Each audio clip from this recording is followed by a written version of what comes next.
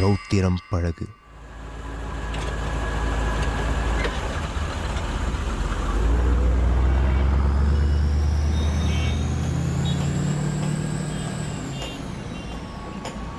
Venkatalaxmi. Yes, sir. Pinky. Yes, sir. Nirma. Yes, sir. Arko. Yes, sir. Surya. Yes, sir. Bashu. Yes, sir. Sajid. Yes, sir. Libas. Yes, sir. Subhas. Yes, sir. Yes, sir. Venkatesh. Yes, sir.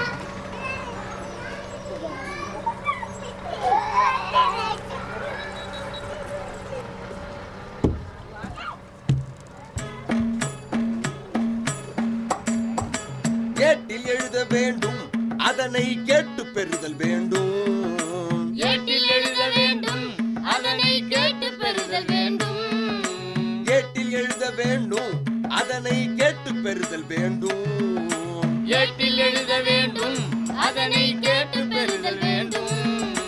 அடிப்படை தேவைகளில் கல்வி ஒன்றாக வேண்டும். அடிப்படை தேவைகளில் கல்வி ஒன்றாக வேண்டும். தடைகள் பலதை தாண்டி படிகள் வளர வேண்டும். தடைகள் பலதை தாண்டி படிகள் வளர வேண்டும். கேட்டில் எழுத வேண்டும் அதனை கேட்டு பெறுதல் வேண்டும். ஏட்டில் எழுத வேண்டும் அதனை கேட்டு பெறுதல் வேண்டும்.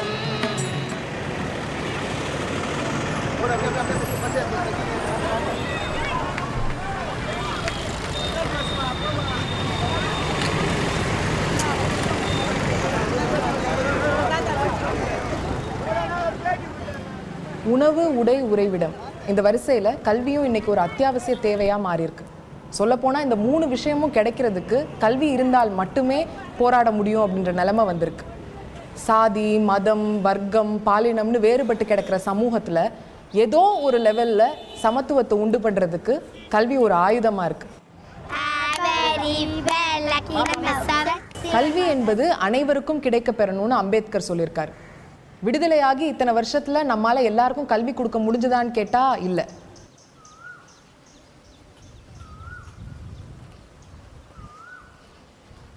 என் பேர் கலைவாணி. நான் சேவில் சைல்ட் லேபர் ஸ்கூல் டீச்சராக இருக்கேன். இங்கே குழந்தைங்க எல்லாருமே குழந்தை தொழிலாளர்கள், அதாவது கம்பெனிக்கு போயிட்டு இருந்த குழந்தைங்க, இல்லை வீட்டு வேலை செஞ்சுட்டு இருந்த குழந்தைங்க, குழந்தைங்கள பராமரிக்க முடியாமல் இருக்கவங்க, பேரண்ட்ஸோட கட்டாயத்தின் பேரில் குழந்தைங்கள பார்த்துட்டு இருக்க குழந்தைங்க, அந்த மாதிரியான குழந்தைங்கள்லாம் தான் எங்கள் ஸ்கூலில் படிக்கிறாங்க. சுப்பே சேச்சி, சுப்புலட்சுமி இருக்கா? சுப்பு இங்கே 3 நாளாட்டு இங்கே இல்லை, அவங்க அண்ணன் வீட்டில் அவர் சொல்லிவிட்டு.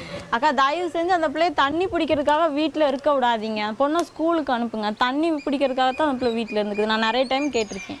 தண்ணி வருது, தண்ணி வண்டி வருதுன்னா லீவ் போட்டுக்குது. பாவம் இல்லையா அந்த பொண்ணு? கொஞ்சமாக நினச்சி பாருங்க. நீங்களாம் நல்லா இருக்கீங்க, அந்த பொண்ணை பார்த்தாலே பாவமா இல்லையா உங்களுக்கெல்லாம்? அவங்களுக்கு நாங்கள் தினமும் போய் காலையில் அவங்க பேரண்ட்ஸ்கிட்ட பேசி அந்த குழந்தைங்ககிட்ட தினமும் நாங்கள் கவுன்சிலிங் கொடுத்து தான் அந்த குழந்தைங்கள நாங்கள் ஸ்கூலுக்கு வர வைக்கிற மாதிரி இருக்குது. இந்த மாதிரி குழந்தைங்க கண்டிப்பாக எனக்கு இந்த மாதிரி நாங்கள் சைல்ட் லேபர் ஸ்கூலில் படித்த நிறைய குழந்தைங்கள் இப்போ ரீசெண்டாக நடந்த 10th எக்ஸாமில் நிறைய மார்க் எடுத்திருக்காங்க. நான் பார்த்த வரைக்கும் முக்கியமான காரணங்கள் என்னென்னு பார்த்தீங்கன்னா, குடும்ப வறுமை, இல்லை வீட்டில் வேலை செய்ய ஆள் இல்லாமல் இருப்பாங்க. நானும் +2 முடிச்சுட்டு 2 வருஷம் கம்பெனிக்கு போன பொண்ணு தான். காரணம் எங்கள் வீட்டில் எனக்கு அடுத்து என் தம்பி படிச்சுட்ருக்கான். எங்கள் வீடு ரொம்பவும் நாங்கள் ஒரு நடுத்தர குடும்பத்தை சார்ந்தவங்க தான். எனக்கு அடுத்து என் தம்பி படிக்கணும் அப்படின்றப்ப அவனோட காலேஜ் ஃபீஸ் எல்லாம் நான் பார்க்கணும் அப்படின்றதுனால நான் 2 வருஷம் வேலைக்கு போனேன். எனக்கு இந்த வேலை ரொம்ப பிடிச்சிருக்கு. ஏன்னு கேட்டிங்கன்னா, ஒரு சில வீட்டில் குழந்தைங்கள அனுப்ப மாட்டேன்றாங்க. பட் அந்த இடத்துல அந்த குழந்தைக்கு படிப்பு பிடிக்கும். அப்போ அந்த குழந்தை ஸ்கூலுக்கு வரணும்னு ஏங்கிட்டு இருக்கிறப்ப நான் அவங்களோட போயிட்டு அவங்களுக்கு கவுன்சிலிங் கொடுத்து அந்த குழந்தைய ஸ்கூலில் உட்கார வச்சு அந்த குழந்தைக்கு எழுத்து படிக்க சொல்லி தர்றது எனக்கு ரொம்ப பிடிச்சிருக்கு. நான் நடக்கிறது எனக்கு ஒரு பெரிய விஷயமா தெரியல. அடிப்படை தேவைகளில் கல்வி ஒன்றாக வேண்டும். அடிப்படை தேவைகளில் கல்வி ஒன்றாக வேண்டும். தடைகள் பலதை தாண்டி படிகள் வளர வேண்டும். தடைகள் பலதை தாண்டி படிகள் வளர வேண்டும். கேட்டில் எழுத வேண்டும் அதனை கேட்டு பெறுதல் வேண்டும். ஏட்டில் எழுத வேண்டும் அதனை கேட்டு பெறுதல் வேண்டும். சமீபத்தில் பாலமலைக்கு போயிருந்தோம். அது மேட்டூர் பக்கத்தில் இருக்கிற ஒரு பெரிய மலை. ஸோ சுதந்திரம் கிடச்சி இத்தனை வருஷங்கள் ஆன பிறகு கூட இந்த மலைக்கு மேலே இருக்கிற கிராமங்களுக்கு இன்னும் மின்சார வசதி கிடைக்கல.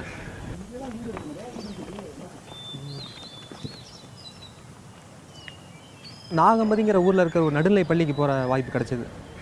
அங்கே ஒரு 50 பசங்க படிக்கிறாங்க. எல்லாருமே அந்த மலைக்கு மேலே இருக்கிற பசங்க தான். ஒரு அரசு பள்ளியில் இருக்கக்கூடிய எல்லா வசதிகளும் அந்த பள்ளிக்கூடத்துலையும் இருக்குது. ஆனால் அது ஒரு முழுமையான பள்ளிக்கூடமாக செயல்பட முடியல. உதாரணத்துக்கு ஆசிரியர்கள் பள்ளிக்கூடத்துக்கு வரணுன்னா கீழேருந்து மேலே தினசரி ஒரு 7-8 மணி நேரமாக நடந்து தான் வரணும். அங்கேயே தங்கணுன்னா கூட தண்ணீர் வசதி கிடையாது. நாகம்பதி சுற்றி இருக்கிற மற்ற பள்ளிக்கூடங்கள்லேயும் இதே பிரச்சனைகள் தான்.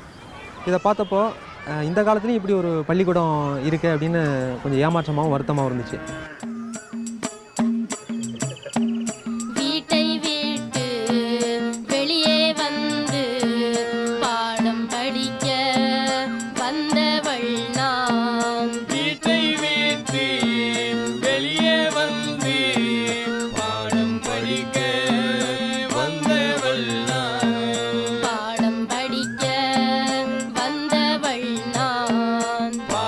படிக்க